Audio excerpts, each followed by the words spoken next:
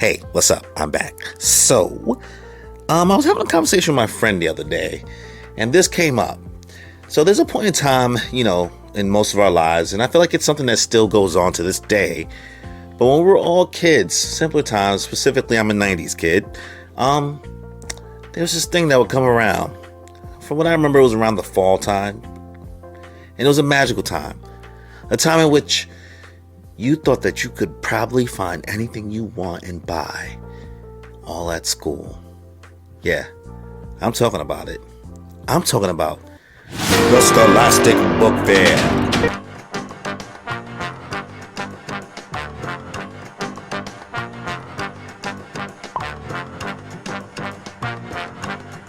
So here's some quick little info about what the Scholastic Book Fair is. So it's ran by the Scholastic Corporation, which is an American multinational publishing, education, and media company that also publishes and distributes books, comics, and educational materials for schools, parents, and children.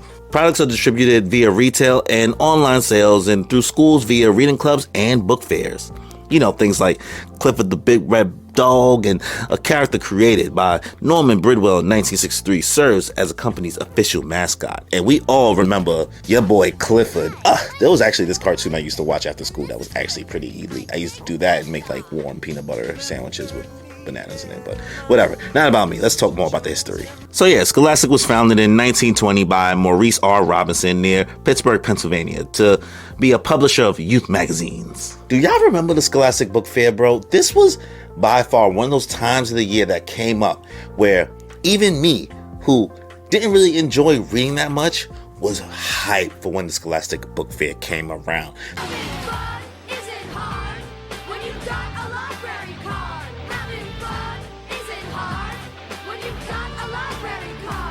There was no bigger feeling, as a kid. You really thought that you would find anything you wanted there. I mean, the possibilities were endless. Maybe you could find some video games. Probably not going to happen, but maybe you thought you would find that there. I was a silly kid. Cool keychains. Also very possible you could get that. Or maybe, just maybe you'd find some sleeves for your Yu-Gi-Oh cards.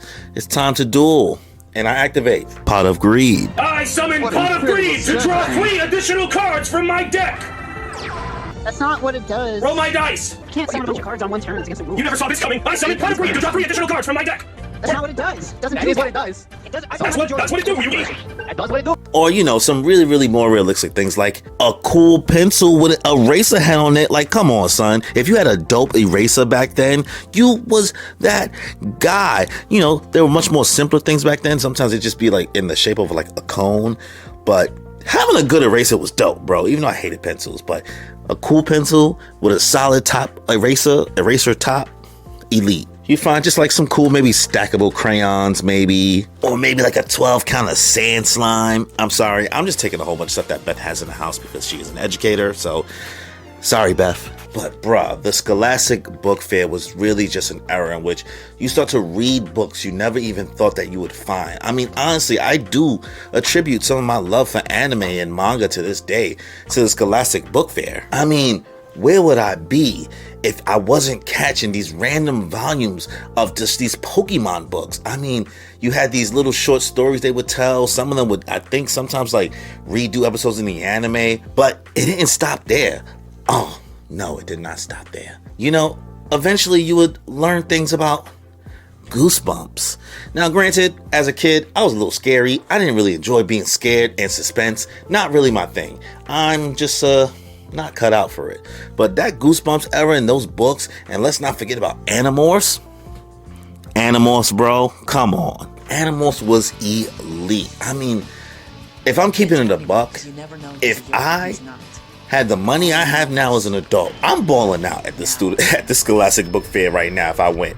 Like, granted, I can't go now. I'm not sure if it's still going on. And honestly, any current educators who work in the school system or any parents, maybe if they're still doing the Scholastic Book Fair. But bruh, if I pulled up, and I had like a solid like $100. You know what I mean, granted, with inflation these days, I don't know what $100 will get you, but $100 back then, for the book fair, you balling out, boy. You buying everything, girl. You want color pencils? You can have that. You want a sticky note, some notepads to take some notes and some cool folders, and with maybe like Static Shock on it, and I don't know, so a Pokemon folder? You can have it.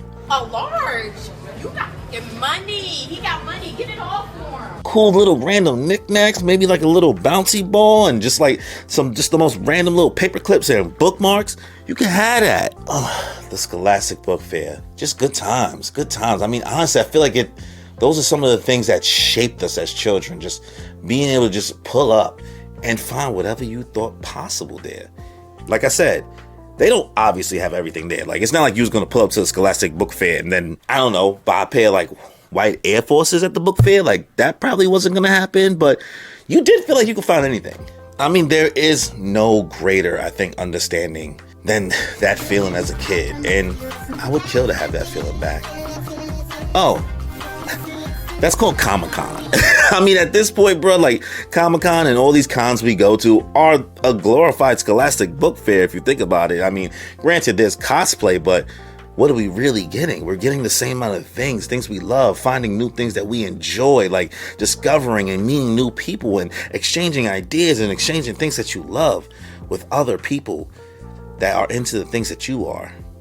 And that's what it really is.